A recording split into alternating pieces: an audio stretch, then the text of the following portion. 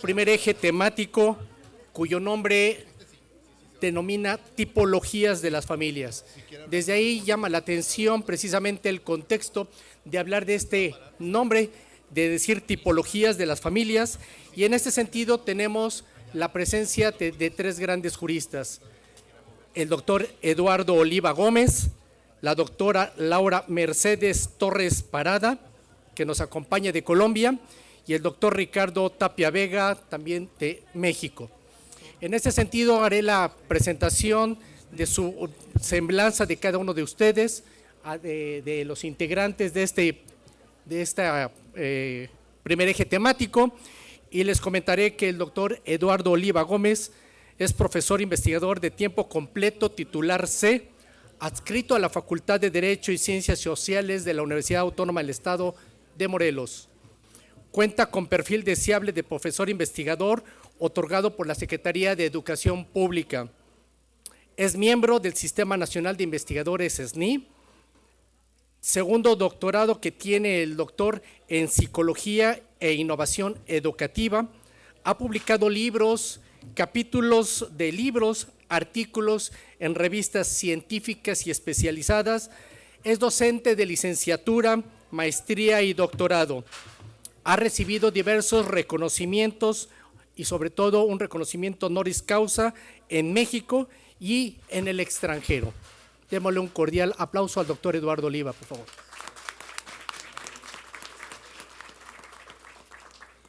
Asimismo, la doctora Laura Mercedes Torres Parada, que nos acompaña de Colombia, es jurista y es docente e investigadora colombiana con maestría en Derecho de Familia.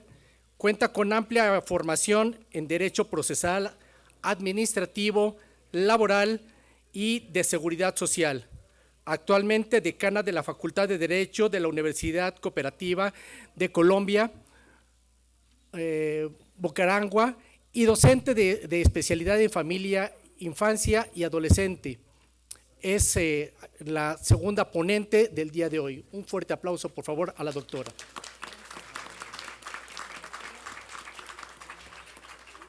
Y por último tenemos al doctor Ricardo Tapia Vega.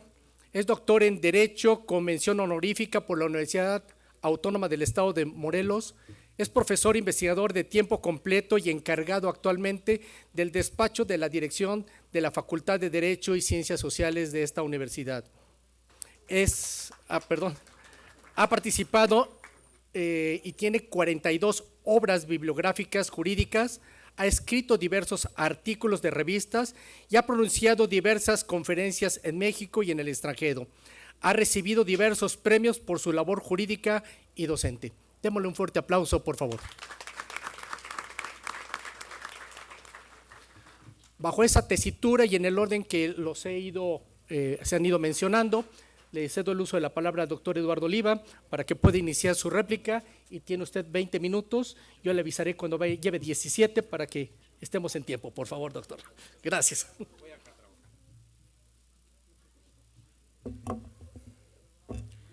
Pues muy buenas tardes de nueva cuenta, y voy a poner acá mi cronómetro para que no haya problema. Y bueno, pues el trabajo que les presento en esta ocasión, que he titulado, acá lo pueden ustedes ver, Nuevas tipologías de familias en México, desafíos en su reglamentación. Nuevas tipologías. Primer diapositiva, por favor. Inicio bajo este cuestionamiento, y es un cuestionamiento que cada una y cada uno de nosotros nos podemos hacer.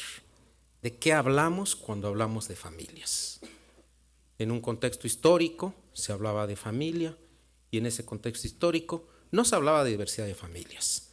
La familia, por muchos años, por muchos siglos, era una sola, la familia matrimonial, con características bien definidas: familia heterosexual, para la procreación, con cohabitación, el padre, el señor, proveedor de alimentos, de economía, la madre, la esposa, cuidadora de casa, de hijos. Esas eran las características de la familia. Entonces, en esos momentos históricos, decir que había una diversidad, una pluralidad, no era cierto. Pero hoy entonces tenemos que pensar, ¿de qué hablamos cuando hablamos de familias? La siguiente, por favor, compañera Sofía. Dice la doctora Graciela Medina, que en la actualidad se advierte una evolución del concepto de familia, que ya no se considera integrado únicamente por los parientes y los cónyuges, sino que abarca otras formas de relaciones humanas, donde sus miembros se encuentran unidos por lazos de afecto, de respeto, convivencia y solidaridad. He desarrollado yo, la siguiente por favor, pues en muchos años de estudio, de trabajo, he propuesto todo un cuadro de las tipologías familiares en las que hoy podríamos transitar, y que desde luego es un cuadro, una tipología inacabada, porque esta tipología cada vez pues va cambiando, va creciendo, se van agregando nuevas formas de familias. En esta tipología, como se los muestro en estas tipologías familiares, podemos encontrar una cantidad de tipos de familias y cada tipo con una cantidad de modelos. Esto hace que desde luego las familias tengan que redimensionarse, tengan que neodimensionarse, tengan que reconceptualizarse. En esta tipología que he construido yo les presento aquí la existencia al mismo tiempo de familias matrimoniales, de familias concubinarias, de familias reconstituidas, familias monoparentales, familias migrantes, familias en situación de calle, personas en situación de calle, familias poliamorosas, familias homoparentales, en las que hoy también es determinante que si en esas familias homoparentales existen hijos, entonces tendríamos a su vez una subdivisión en familias homoparentales, pero lesbo-maternales, si son las dos mujeres, si son los dos hombres, homopaternales. Familias de acogida, familias de acogimiento productivo, familias multigeneracionales, que usualmente también se les dicen extensas, familias globales, que son multiculturales, familias que se constituyen por las sociedades de convivencia, familias de los pueblos originarios con unas características y normativas muy propias, familias postmatrimoniales, las que se dan después de disuelto el matrimonio, solamente cuando existe matrimonio,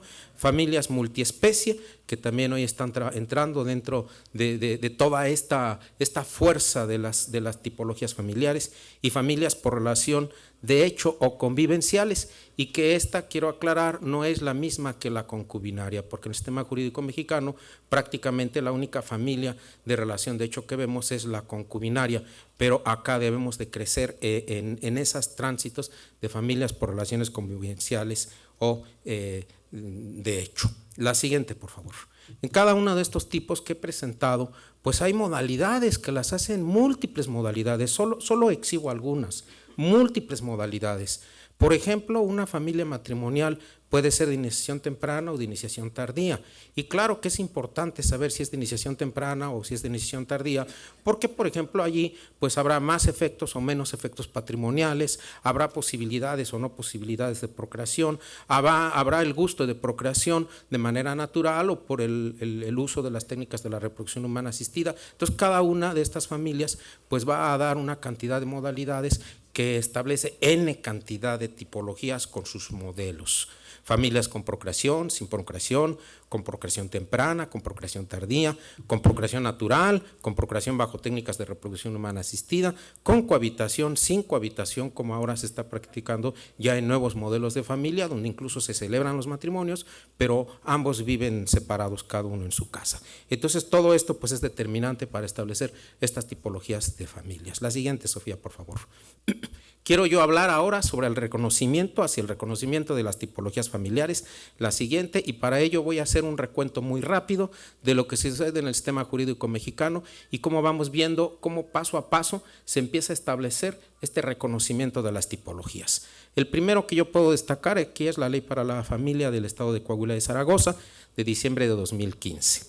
Ahí en su artículo segundo, no todas las legislaciones de familia o civiles donde se regula la familia se dice esto similar, algunas ni siquiera lo dicen, y aquí el artículo segundo, después de la redacción, en la parte final dice todas las familias, estamos hablando de todas las familias, tienen derecho a la protección. No la familia aquella tradicional monopólica de la que hablábamos y que era la que está estacionada en el imaginario de la ley, de los juzgados, de nosotros, la sociedad, de cualquier persona. La siguiente, por favor.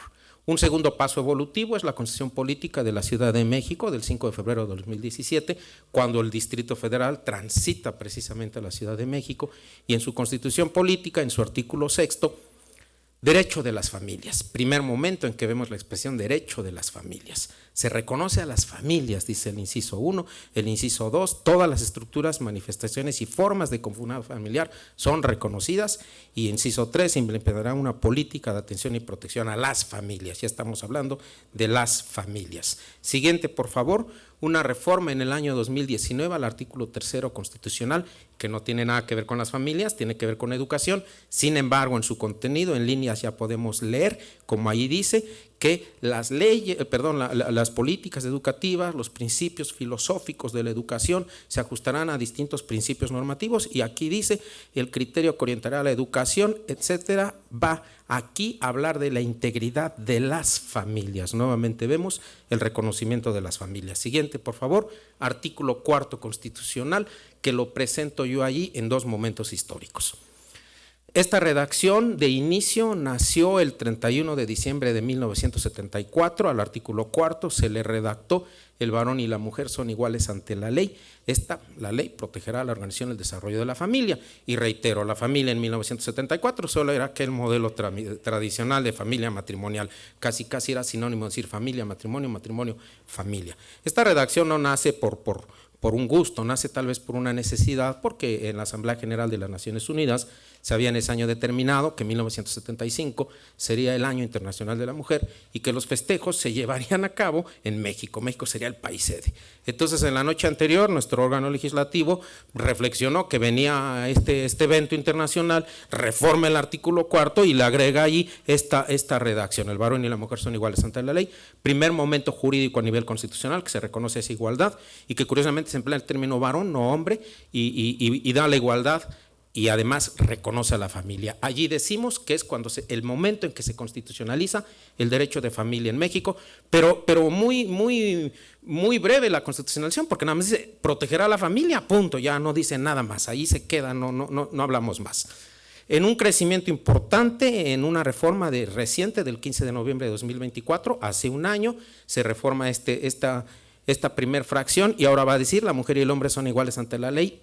La ley protegerá la organización y el desarrollo de las familias. Y entonces hoy tenemos a nivel constitucional el reconocimiento de las familias. Importante será ver cómo en el sistema jurídico mexicano, en todas las leyes, se empiecen a armonizar a este principio del reconocimiento de las familias. Poco hemos visto, pero ahora voy a hablar de ello. Siguiente, por favor, Sofía. En un ejercicio de hecho comparado, estando aquí nuestro querido Osvaldo, bueno, pues su código de las familias, ¿verdad?, del año 2022, de las familias, en un ejercicio de derecho comparado. La siguiente, por favor.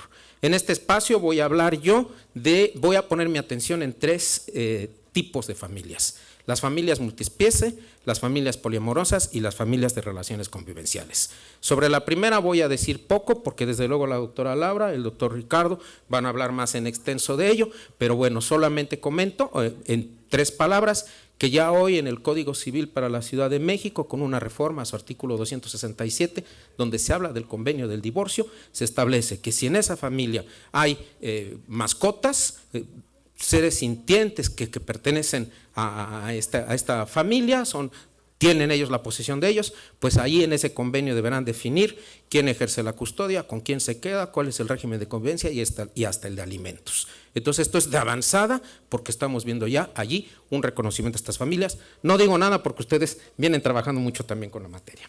La segunda que voy a tocar, por favor, la siguiente, por favor, Sofía. La segunda que voy a tocar es las familias poliamorosas, y yo sé que aquí pues siempre me dicen que soy muy irreverente, pues yo sé que aquí despierto muchas discusiones, pero ¿es o no cierta la familia poliamorosa? Y no solo en el hecho social, no en la conducta que en la sociedad se pueda dar, sino en el espacio jurídico. La siguiente, y quiero demostrar cómo sí estamos avanzando hacia ese reconocimiento jurídicamente.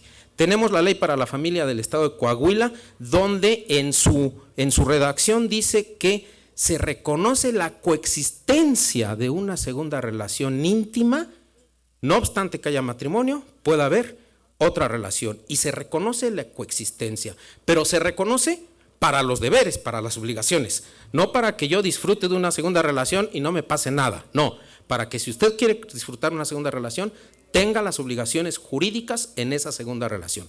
Dice el artículo 284, las personas unidas por una relación de pareja estable independientemente del estado civil de cada una de ellas, o sea, uno o dos pueden ser casados, independiente, tienen obligaciones recíprocas de darse alimentos.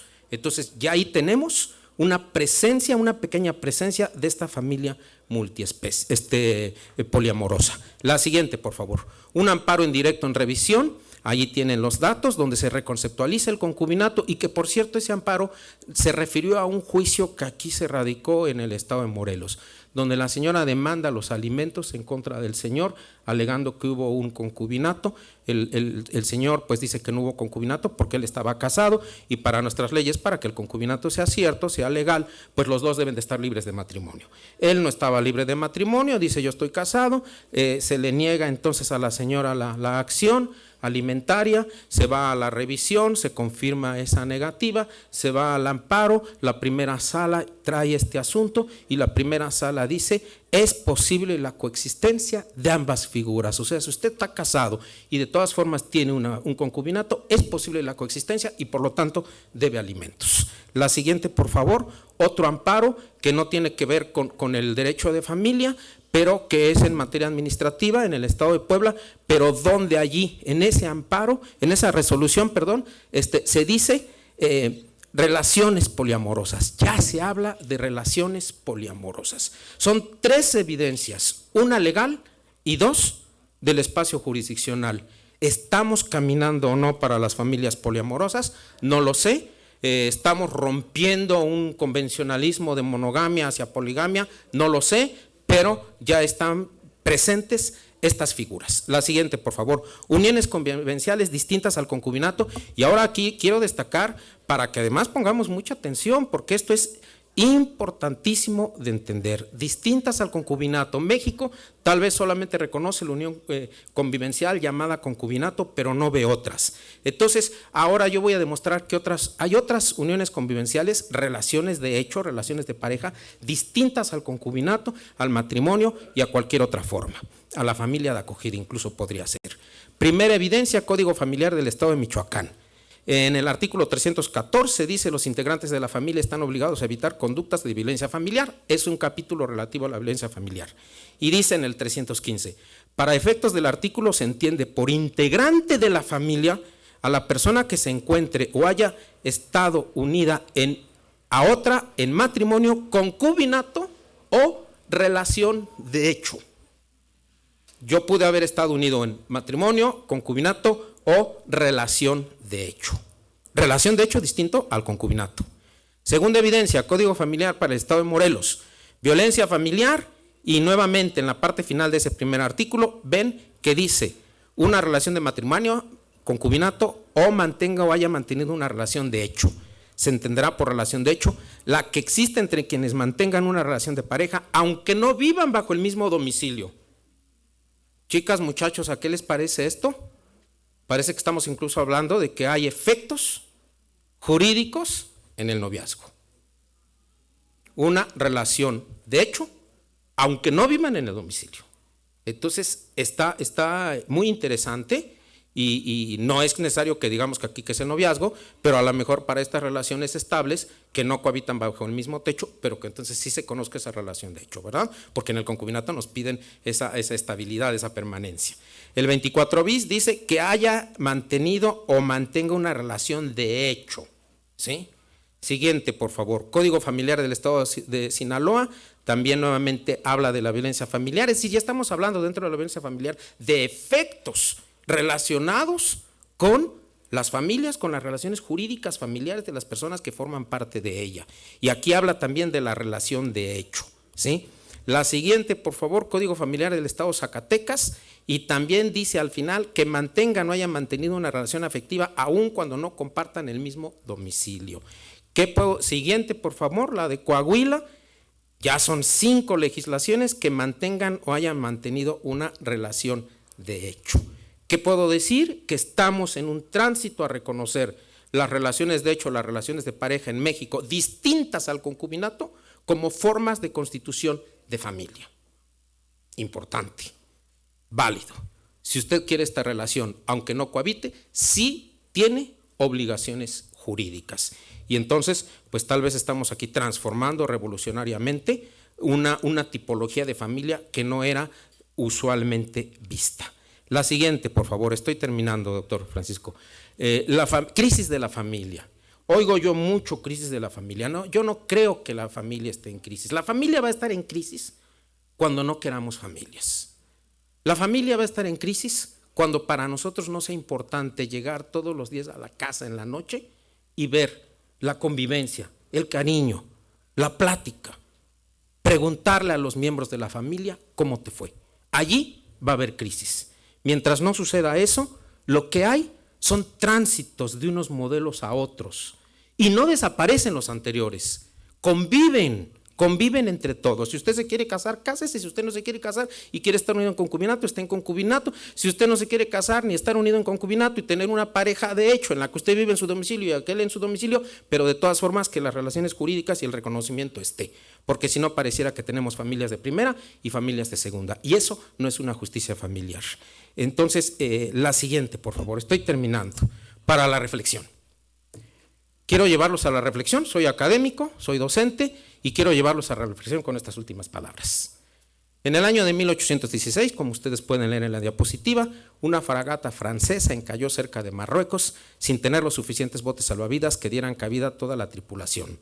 Los restos del navío formaron una balsa que mantuvo en vida a 149 personas bajo la tempestad. La corriente marina los arrastró en el mar abierto por más de 27 días sin rumbo definido. Este evento histórico, cierto, real, que aconteció, fue llevado en el arte a una obra artística realizada por Theodore Géricault, que hoy lo podemos ver en el Museo del Louvre. Un mural enorme, una pintura enorme, de piso a techo, de pared a pared. Hermosa. Y esta obra se llama La balsa de la Medusa. Les invito a que nos recreemos con la balsa de la Medusa. Ustedes pueden ver ahí la balsa de la Medusa, donde precisamente se ve el mar, donde se ve esa balsa y el grupo de personas que luchan. En ese grupo de personas, por favor, un clic. No sé si alcanzan a ver en la parte de abajo un recuadro rojo, donde hay personas que ante las adversidades se dejan morir, no hacen nada. Otro clic, por favor, en la parte media baja. ¿Quién piensa el fenómeno, pero no toma ninguna acción? Pensar sin hacer poco ayuda, todo se queda solamente en el pensamiento. Un clic, por favor, más, en la parte alta, hasta arriba, vemos unos cuantos que luchan. Unos cuantos que luchan, tal vez en una lucha que puede ser perdida, porque están en medio de la mar, porque no hay manera de sobrevivir. Sin embargo, siguen luchando. La siguiente, por favor. Los que queremos al derecho de familias, los que nos dedicamos al derecho de familias, los que nos apasiona el derecho de familias, seguimos luchando porque las tipologías familiares no sean un discurso jurídico hoy constitucional y solamente se reconozcan en la letra, pero no se reconozcan en la realidad. Lo importante es que se reconozcan en la realidad y que todos los modelos de familia se vean amparados por la justicia familiar. Esa es la auténtica justicia familiar. Muchas gracias. Gracias, doctor.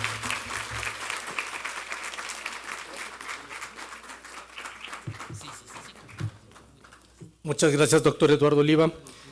Cedemos el uso de la palabra a la doctora Laura Mercedes Torres Parada, por favor.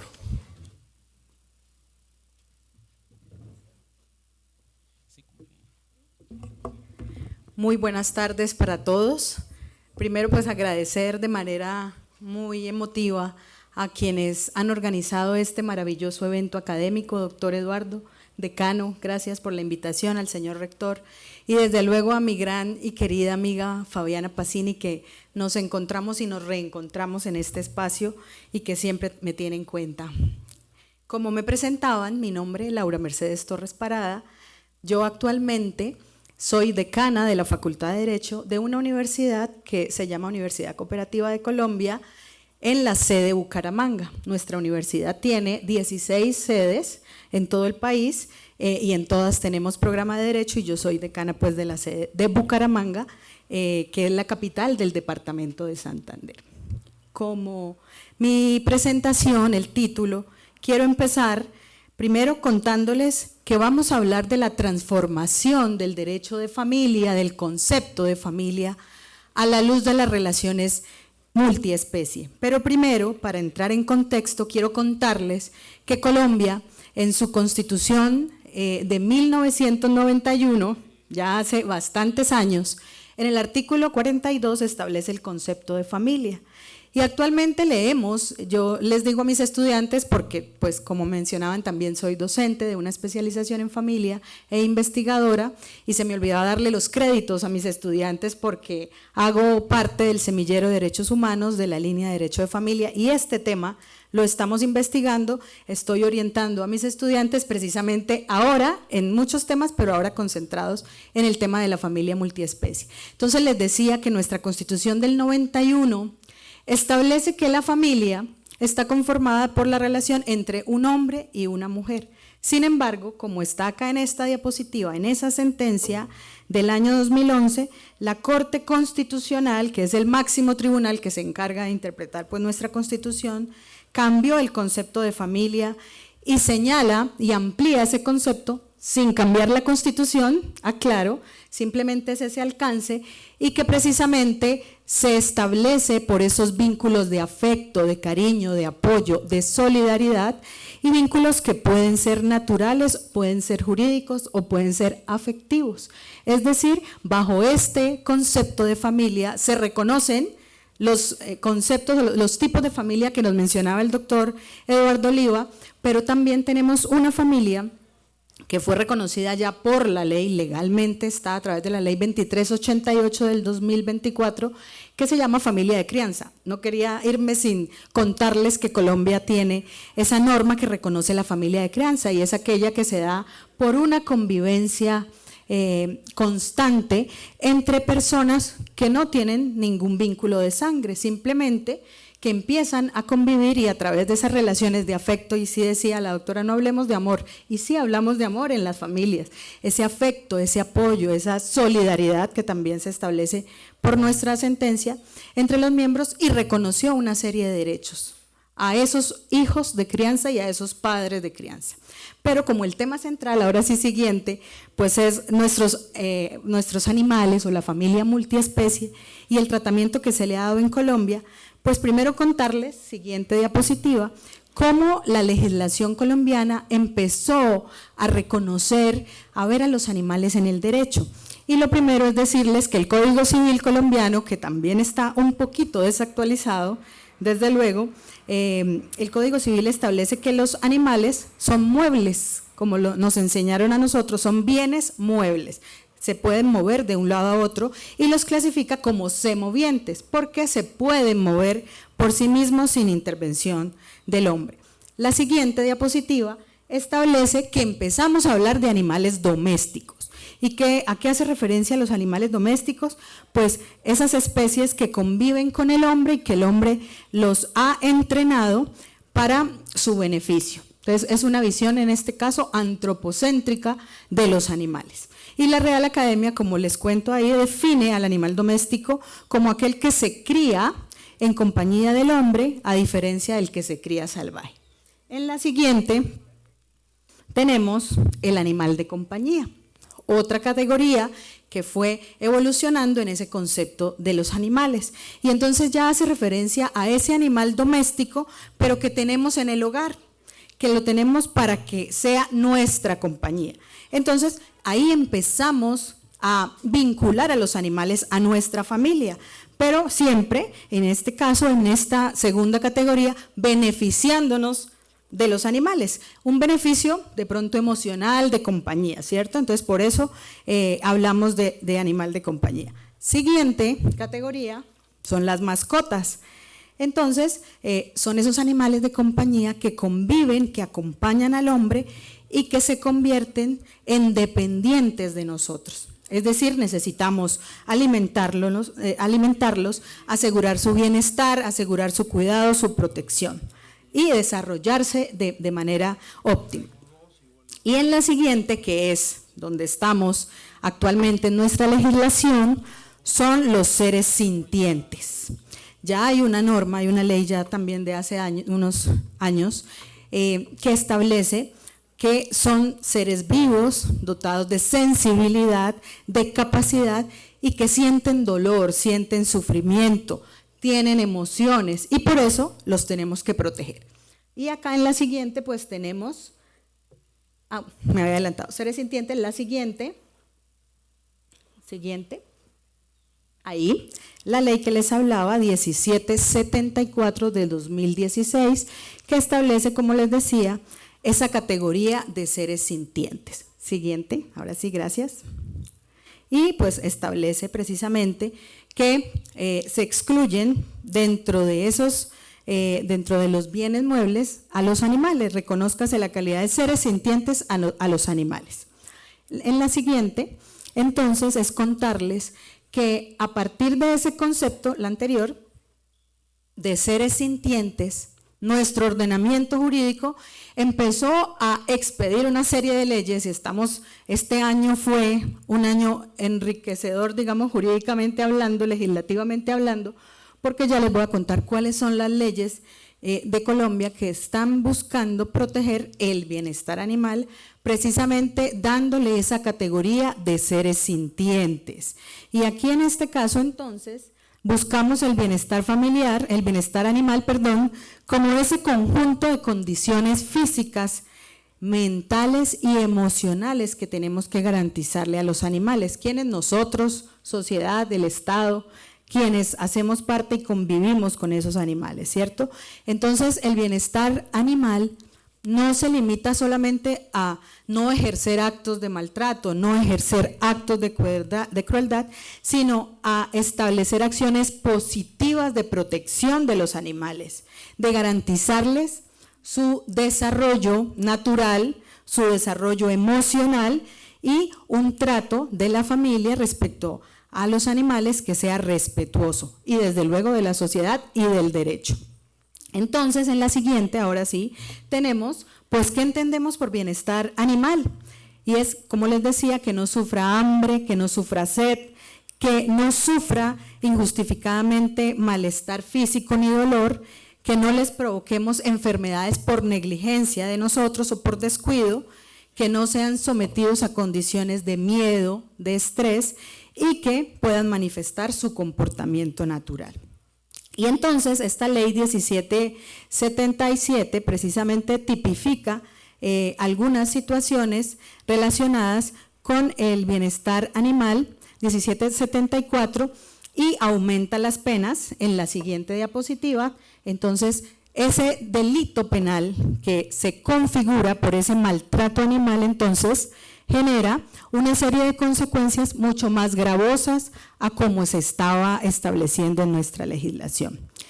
Y en las siguientes diapositivas quiero contarles, precisamente les decía, ese cúmulo de normas que nuestro Congreso ha expedido y que este año fueron normas express. Estuvimos en ese auge de protección de bienestar animal. Primero, bueno, encontramos la ley de no más olé, que es la que prohíbe las corridas de toros, y aquí también se estableció las cabalgatas que se usaban en las ferias. En Colombia se usan mucho las ferias de los pueblos y salen las personas en cabalgata, siempre es característico, y eso que implica, pues, que haya desde luego un grado de maltrato animal. Entonces tenemos la ley no más olé. La siguiente, que ya empiezan estas normas que son de este año, la ley Ángel. Y la ley Ángel pues busca ampliar las penas por maltrato animal. Esta ley, les cuento, fue producto de un caso muy sonado en nuestro país, que fue el maltrato de un perrito que se llamaba Ángel precisamente, que fue, bueno, le quitaron su piel, ¿sí? Maltratado, y como decimos nosotros, fue descuerado, perdónenme esa expresión. Y a partir de esa norma, entonces, hay una senadora de la República de Colombia, de nuestro Congreso, pues que tiene su bandera el bienestar animal, y sacó adelante esa ley Ángel, que básicamente lo que hace es en la siguiente aumentar las penas, aumentar las sanciones punitivas, precisamente porque se entiende a los animales como seres sintientes. En la siguiente diapositiva pues está ese objetivo de la ley Ángel, que es fortalecer la lucha contra el maltrato animal, y que todos debemos desarrollar acciones que permitan garantizar, primero investigar y después sancionar la violencia contra los animales. Pero finalmente, en esencia, lo que queremos con esa ley, lo que se quiere, y es el papel de las universidades, es prevenir el maltrato animal. Entonces, es una tarea que estamos desarrollando también en nuestra universidad, en la UCC, a través del consultorio jurídico, con una línea precisamente enfocada en el bienestar familiar, en el bienestar animal, teniendo en cuenta también que tenemos programa de medicina veterinaria. Entonces, ahí lo que se quiere es una articulación de los dos programas. La siguiente, bueno, esta es el ABC de la ley. La siguiente, por favor, Sofía. Otra ley también de este año, dentro de ese paquete normativo, fue la ley Lorenzo. Y esta ley, pues lo que busca también, desde luego, es el maltrato, prevenir el maltrato animal, pero sanciona a aquellas autoridades o aquellas empresas o personas que trabajan con animales. En este caso, lo que busca en esencia la ley es acabar el uso de animales para servicios de celaduría, de protección, de revisión de explosivos. Entonces, busca en esencia acabar, ¿cierto? Que no se usen los animales para esas situaciones. Lo que quiere es desescalar un poco ese uso, porque todavía estamos lejos de llegar a eso, de cumplir con esa norma, pero precisamente esa ley se produjo a partir de otro caso, donde hubo maltrato de un perro, de un perrito pastor alemán, por parte, que en este caso era su cuidador, era un miembro de la fuerza pública, y se conoció el maltrato que esa persona ejercía sobre el animal, Lorenzo se llamaba, hasta el punto de causarle la muerte. Entonces, a partir de eso se propone esta ley. Y la última ley, siguiente diapositiva, es la ley Chiara. La ley Chiara, pues como les digo, también va enfocada al bienestar animal, pero reglamenta las guarderías, las peluquerías, los hoteles, los spa, los paseadores de perros. También va a dar unos requisitos mínimos que todas esas instituciones y personas, porque en Colombia se usan mucho los paseadores de perro, uno ve, salen una persona con 4 perros en un lado y 4 perros en el otro, y van por toda la ciudad, ¿no? Entonces, se reglamenta eso, algunas reglas, por ejemplo, es que deben tener una capacitación esas personas mínima en cómo cuidar y cómo tratar a los animales, y por ejemplo, en caso de los paseadores de perro, el número de animales, en este caso, que pueden tener. Y esta ley se da precisamente porque una perrita llamada Chiara fue llevada a una guardería y se perdió. Y no hubo responsabilidad alguna por parte de los dueños de la guardería. Entonces, estaban desprotegidos los dueños de los seres sintientes, las mascotas o los animales de compañía, pues ante esa situación. Esto, siguiente diapositiva, pues son pasos importantes que empezó a dar nuestro país en relación con el bienestar animal, la protección de los animales. ¿Y cómo relacionamos esto con la familia? Con la familia multiespecie, que ya el doctor Oliva nos la anunciaba. Y es precisamente la siguiente, que se empieza a ver esa transformación en cómo estamos viendo a los animales en nuestra familia y en nuestra sociedad. Hemos cambiado, hemos evolucionado en ese conjunto normativo, en principio, como les decía, esa visión antropocéntrica, el animal me servía a mí para cubrir mis necesidades como ser humano, esa visión utilitarista del animal, porque lo usábamos para generarme bienestar, esa visión kantiana de los animales porque lo veíamos como un medio para satisfacernos y pasamos a esa visión emotivista, donde ya vemos a los animales como sujetos de derecho. Tienen derechos los animales, como podemos ver en este conjunto normativo. Y entonces, en la medida en que vemos a los animales como sujetos de derecho, como capaces de exigir a través de nosotros, desde luego, esa protección de derechos, se le está dando un papel importante en la familia y desde luego en el Estado. Y es ahí donde empezamos a hablar de la familia multiespecie, de cómo se traduce ese cuerpo normativo que busca el bienestar de los animales, acabar el maltrato animal, cómo lo traducimos a la familia, que es en esencia esas células o esos grupos donde tenemos esa convivencia con los animales y donde empiezan a gestarse esas relaciones.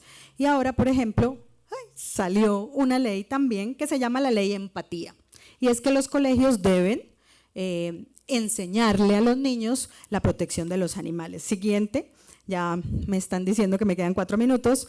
Entonces aparece el concepto de familia multiespecie y es esa unidad familiar conformada por personas y animales o por seres de diferentes especies, ¿cierto? Y que están unidos, como el concepto principal que les di al inicio, por vínculos afectivos, de cuidado, de convivencia, y que cumple una función psicológica, una función emocional y de desarrollo integral. Siguiente. Y entonces aparecen algunos pronunciamientos en Colombia, porque a través de los jueces, todavía el Congreso como tal no se ha pronunciado sobre el concepto y el reconocimiento de derechos de las familias multiespecie. ¿Quiénes son? Los jueces. Los jueces que hacen derecho, en teoría no debería ser en esencia, pero nuestros jueces, magistrados de tribunales y de cortes constitucional y Corte Suprema están haciendo derecho, reconociendo precisamente en muchos casos de familia, pues en la familia multiespecie. Entonces, en la siguiente tenemos otros pronunciamientos. Por ejemplo, desde las comisarías de familia, también esa parte del poder de la administración desde las comisarías, donde empezaron a reconocerse las custodias y el régimen de visita respecto de los animales. Y otras sentencias, una que llama la atención, por ejemplo, del Tribunal de Bogotá, que ordenó el embargo de un perro.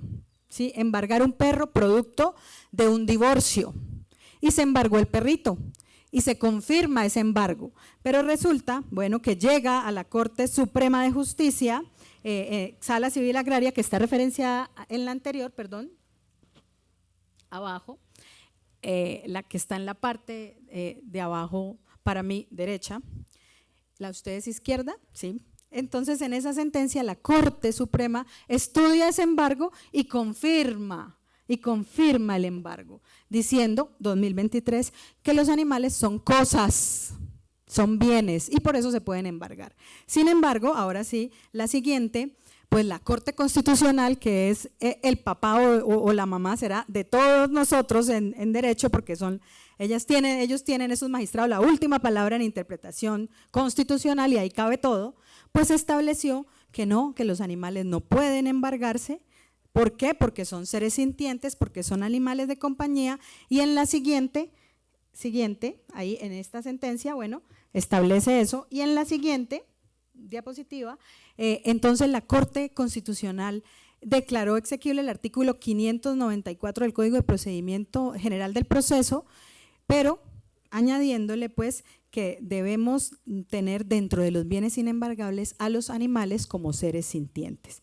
Ya para finalizar, pues acá en esta siguiente diapositiva están los elementos que podemos extraer, porque como les digo, no tenemos una ley, una reglamentación clara sobre la familia multiespecie, pero de la lectura y la interpretación de la jurisprudencia, pues para nosotros en Colombia estos son algunos elementos que se deben tener en cuenta para el reconocimiento de familia multiespecie.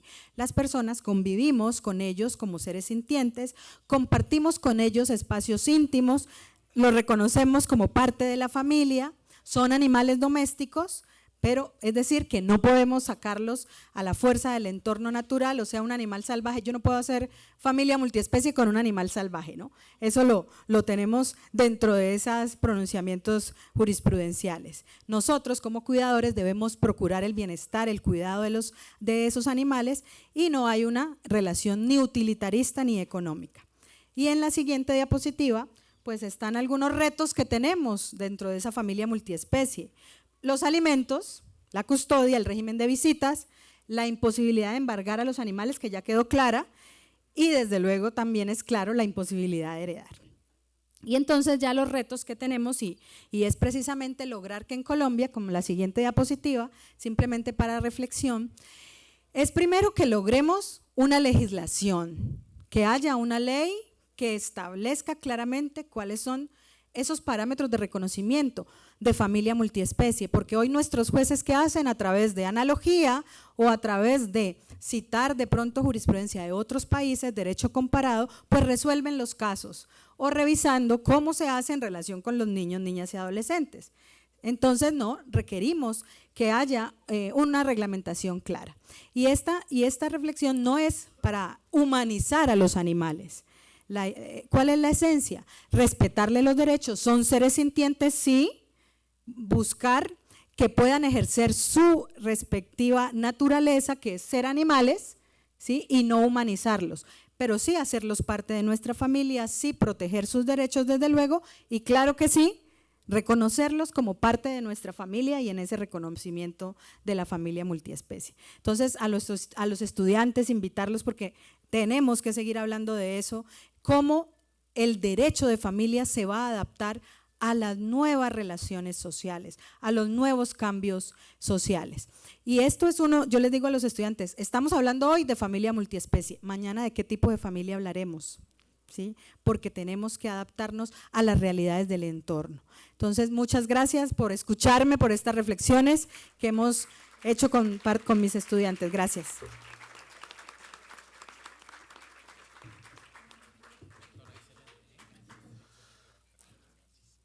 Agradecemos a la doctora Laura Mercedes Torres Parada por su excelente disertación, y cedo el uso de la palabra ahora al doctor Ricardo Tapia Vega para la continuidad de esta mesa o este eje temático, tipologías de las familias.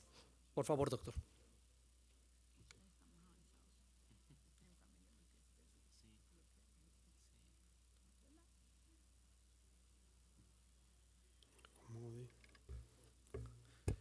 Muy buenos días, tardes ya más bien a todas y todos.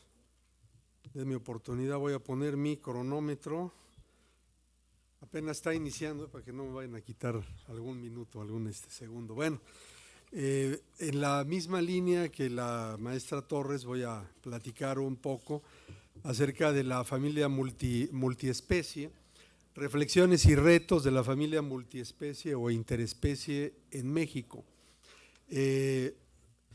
No sé si estoy haciendo spoiler porque se vaya a hacer la presentación de este libro que tiene que ver con algunas cosas que estamos haciendo acá, pero bueno, yo me voy a referir al capítulo que me tocó escribir justamente en este libro, que tiene que ver con el Congreso y que se llama, pues en la forma que he intitulado la ponencia del día de hoy. Y en el tema de la familia multiespecie o interespecie, que ya lo mencionaba la doctora Torres, pues es la familia que se integra tanto con seres humanos como con animales no humanos, con seres sintientes. Quisiera yo hacer algunas reflexiones para poder llegar quizás a entender un poco este punto al que hemos llegado de la familia multiespecie o interespecie. De alguna manera, cuál ha sido en una línea histórica la concepción del animal y algunas problemáticas que yo en lo particular veo en relación al concepto jurídico o los conceptos jurídicos que se tienen actualmente en nuestros sistemas en relación a los animales, que adelanto, me parece ser que tenemos una problemática en cuanto a simultaneidades que yo observo como perniciosas en cuanto a conceptos del animal que son conceptos entre sí disímbolos en 3 aspectos que ahora voy a explicar y que nos pueden generar problemáticas en la operación jurídica en casos en lo concreto, cuando hay normas vigentes en esos 3 escenarios que obedecen a lógicas diferentes y en casos en concreto pueden entrar o entran en choques que habrá que resolver. Primeramente, como ya se mencionaba igual en la ponencia anterior, tenemos la concepción clásica en el derecho romano, pero antes, en esta concepción antropocéntrica del derecho y de la visión del mundo, ¿no? ¿Por qué razón tenemos una concepción antropocéntrica? Bueno, entre otras cosas, hay algunos autores, uno de ellos Dietrich Schwanitz, nos dice que lo que conocemos el día de hoy como Occidente o como cultura occidental, de alguna manera, si lo analogáramos con una parcela o con un pedazo de tierra, ese pedazo de tierra llamado cultura occidental estaría irrigado por 2 ríos, uno se llama cultura grecolatina y el otro se llama cultura judeocristiana. En la cultura grecolatina, algunos autores como Aristóteles, que es el que recoge el pensamiento de Sócrates y de Platón, y en ese pensamiento es en el que se enruta de alguna manera esa cultura grecolatina, en relación con nuestro tema, decía que las plantas existen para los animales y los animales existen para beneficio del hombre.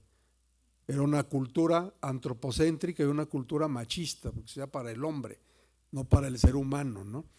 En la otra vertiente, en la concepción judeocristiana, el Génesis bíblico, en los versículos 28, 29 y 30, se nos dice, por ejemplo, en el 28, y los bendijo, se refiere a Dios, se refiere al hombre y a la mujer, diciéndoles, ¿quién se los dice? Dios, dice, sean fecundos, multiplíquense, llenen la tierra y sométanla, dominen a los peces del mar, a las aves del cielo y a todos los vivientes que se mueven sobre la tierra.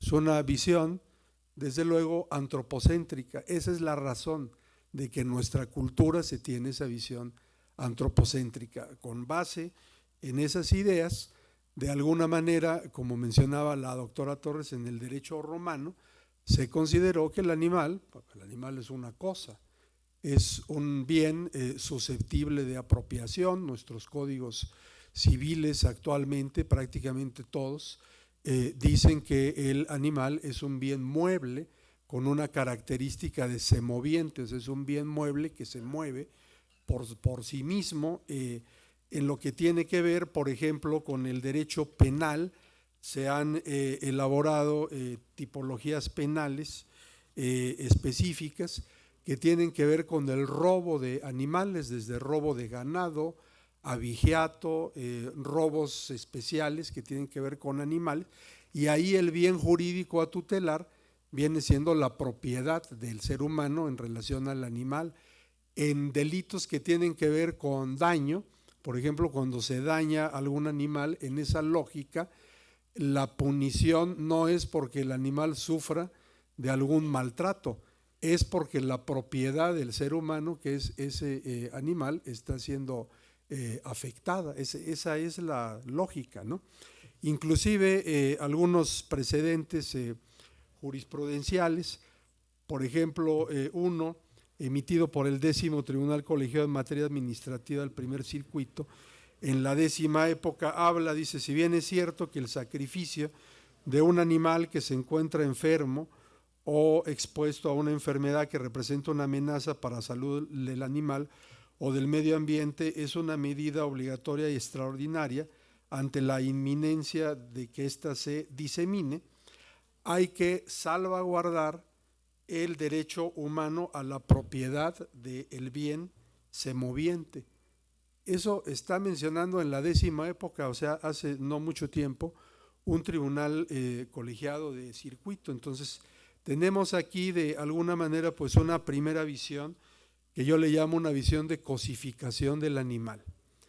Por otra parte, observamos que más o menos a partir de la segunda mitad de la década de los 80 del siglo pasado, empieza a haber una segunda visión o una segunda concepción que yo le llamo una concepción ecologista y de salubridad o de sanidad, que de alguna manera sitúa al animal como parte de un medio ambiente sano y de la salubridad o salud, ambos escenarios a los cuales tiene derecho como derecho humano, derecho fundamental, el ser humano. Y así, en esa visión de ecología y de salubridad, aparecen, por ejemplo, algunos tipos penales, por ejemplo, delitos contra el medio ambiente y la gestión ambiental. Aparece la reforma constitucional de 1999 y después de 2012, que incorpora el derecho a un medio ambiente sano para el ser humano, y esa es una segunda concepción. O sea, vamos a proteger al animal, pero no por un bienestar del animal en sí, sino porque el animal pertenece a un ecosistema que, si es atacado o es afectado porque se afecta al animal, entonces eso repercute en una afectación al derecho al medio ambiente sano de la persona. Y también proteger al animal de las enfermedades, porque esas enfermedades pueden llegar a vulnerar la salud del ser humano, y por esa razón se construye otra serie de normas en relación al animal. Entonces aquí tenemos dos escenarios: un escenario de el animal cosa y otro escenario el animal parte de un ecosistema, un medio ambiente sano, un factor que tiene que ver con la salud. Es hasta hace relativamente poco tiempo que nosotros observamos, más bien después de la segunda mitad de la primera década del siglo XXI, cuando empieza a haber una conciencia en nuestro país en relación de que hay que proteger al animal porque es un ser sintiente, y se toman algunas viejas ideas del derecho inglés, Jeremy Bentham y algunos otros autores, que mencionaban que todo ser sintiente, todo ser que puede ser capaz de sentir tanto placer como dolor, pues deben de ser seres que deben de ser protegibles por el derecho. Y entonces, bajo esta visión o bajo esta concepción, surge, desde mi punto de vista, un tercer escenario, que es un escenario en el cual lo que se empieza a procurar es la protección individual del animal, precisamente como un ser sintiente. Aquí, por ejemplo, en el derecho internacional, observamos en 1978 y después en 1989 la emisión de declaraciones universales de los derechos del animal expresadas por la Liga Internacional de Derechos de los Animales y leídas ambas al seno de la oficina de la UNESCO de las Naciones Unidas en París. Bajo esa visión empieza a haber algunas leyes en nuestros países de Iberoamérica, en los cuales ya empieza a aparecer como una tipología penal específica el maltrato hacia el animal. Y en el derecho comparado también vemos algunos escenarios interesantes. Por ejemplo, en el año de 2014 en Argentina, una asociación protectora de animales presenta un recurso de habeas corpus en favor de una orangutana que está, vamos a decir, recluida en un zoológico, que es el Zoológico de Buenos Aires. Para el público mexicano, el recurso de habeas corpus sería una suerte de juicio de amparo indirecto, a donde el acto reclamado sería la detención o la retención irregular de una persona. Ese sería el habeas corpus. Entonces se presenta un recurso de habeas corpus en favor de la orangutana Sandra y, oh sorpresa, finalmente la jurisdicción argentina concede el recurso de habeas corpus para el efecto de que Sandra sea sacada de ese zoológico y sea llevada a una reserva natural. Más adelante, en el año 2016, ocurre esto mismo, pero en la ciudad de Mendoza, Argentina, la misma asociación civil de protección a los animales, presenta un recurso de habeas corpus en favor de la chimpancé Cecilia. En nuestro país, que no puede estar aislado de estos temas de globalidad a los que me he referido en estos últimos minutos, observamos que, por ejemplo, en la Constitución Política de la Ciudad de México de 2017, el artículo 13, apartado B, numeral 1, estableció de alguna manera beneficios o prerrogativas para los animales, disponiendo, leo a la letra, esta Constitución reconoce a los animales como seres sintientes y por lo tanto deben recibir trato digno. En la Ciudad de México toda persona tiene un deber ético y obligación jurídica de respetar la vida y la integridad de los animales. Estos por su naturaleza son sujetos de consideración moral. Su tutela es responsabilidad común. En ese mismo contexto, en nuestro país, por ejemplo, en el año 2015, 2 años antes de la Constitución de la Ciudad de México, vienen reformas a la Ley General de Vida Silvestre y, por ejemplo, queda prohibido el uso de ejemplares de vida silvestre en circos. Vienen reformas en 2018 a la Ley General del Equilibrio Ecológico y la Protección del Ambiente y se establece que debe haber un trato digno y respetuoso a los animales. Se prohíben, por ejemplo, las peleas de perros, etcétera, y en esa línea vienen transitando algunos ordenamientos en las entidades federativas de la República Mexicana y empieza a haber pues una suerte de precedentes judiciales también interesantes.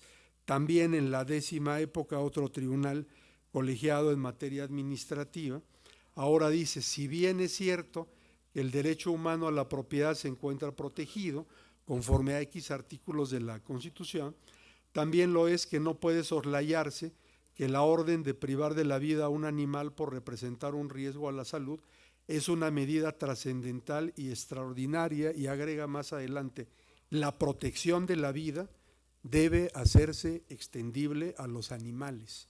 Empieza a haber de alguna manera un cambio de paradigma.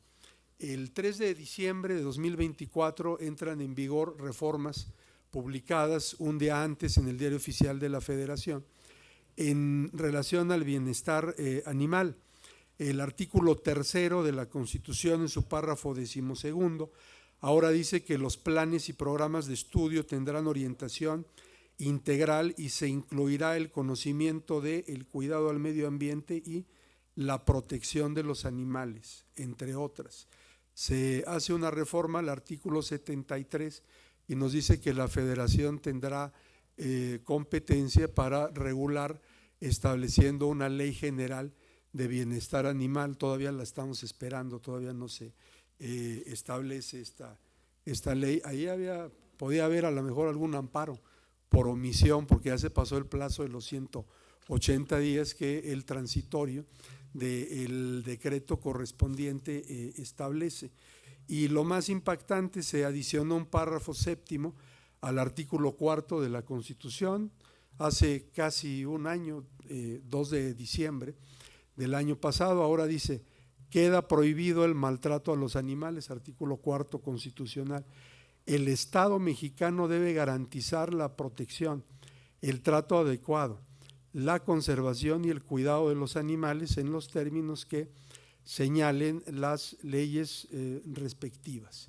Y entonces aquí nos encontramos con un tercer escenario en el cual tenemos un combo también de normas que observan o que establecen que el animal es un ser sintiente, que es sujeto o es objeto de protecciones por el derecho.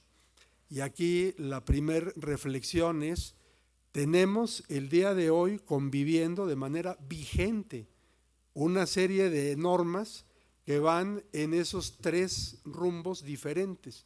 Tenemos normas vigentes que ven al animal como cosa, como bien mueble susceptible de apropiación. Tenemos normas vigentes el día de hoy que al mismo tiempo ven al animal como parte de un ecosistema y de un medio ambiente sano y una salubridad a la que debe de gozar el ser humano.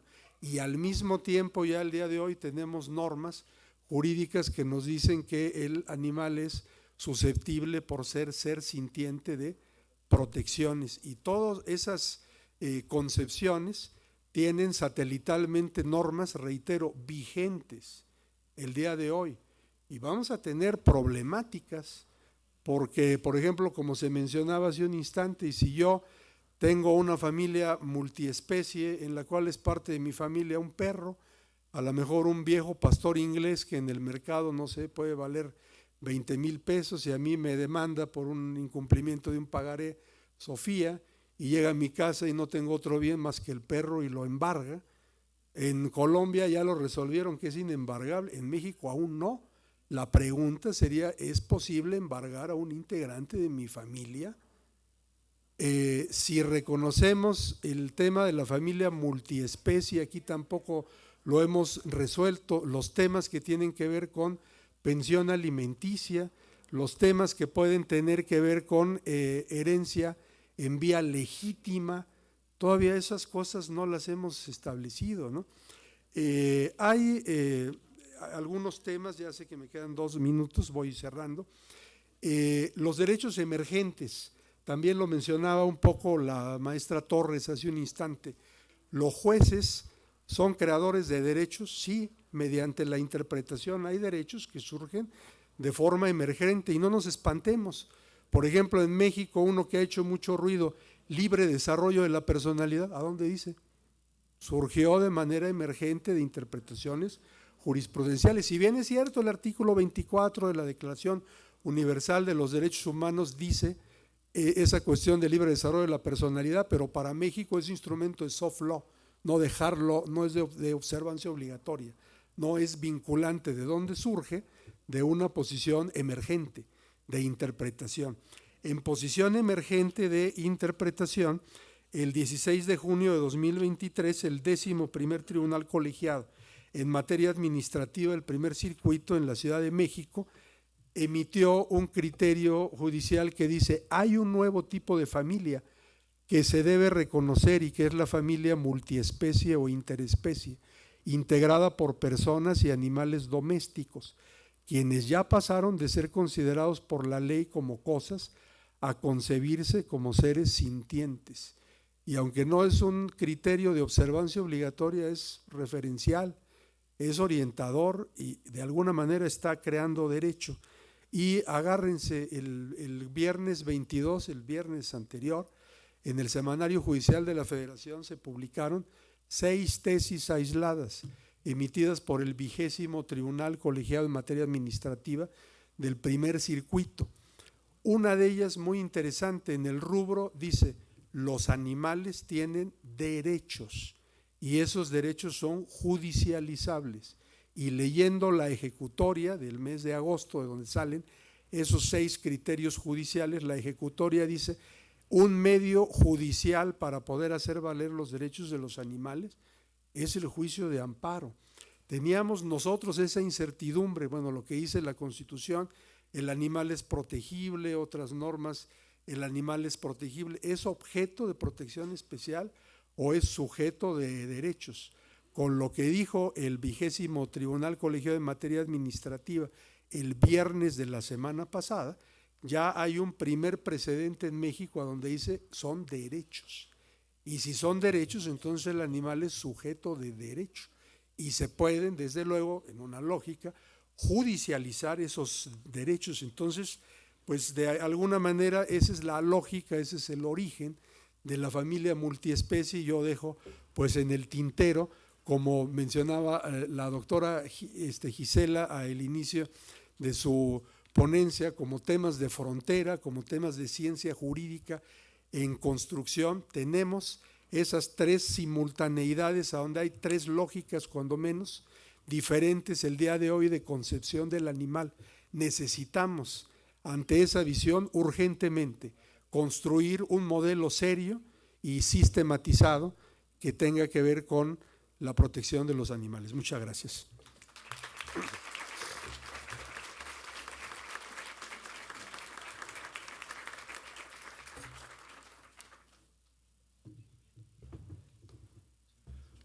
Muchas gracias, doctor Ricardo Tapia. Agradecemos su participación y entramos a la parte o a la sesión de preguntas. No sé si tengan alguna pregunta para cualquiera de los tres ponentes. De no ser así, hacemos la entrega formal de los reconocimientos a cada uno de los participantes. Ya se entregaron. Ah, perfecto. Pues agradecemos entonces la participación de los tres ponentes. Muchas gracias. Y les haremos entrega, eso sí, de un reconocimiento a cada uno de ustedes, por favor. Bueno, reconocimiento de un presente, un pequeño presente.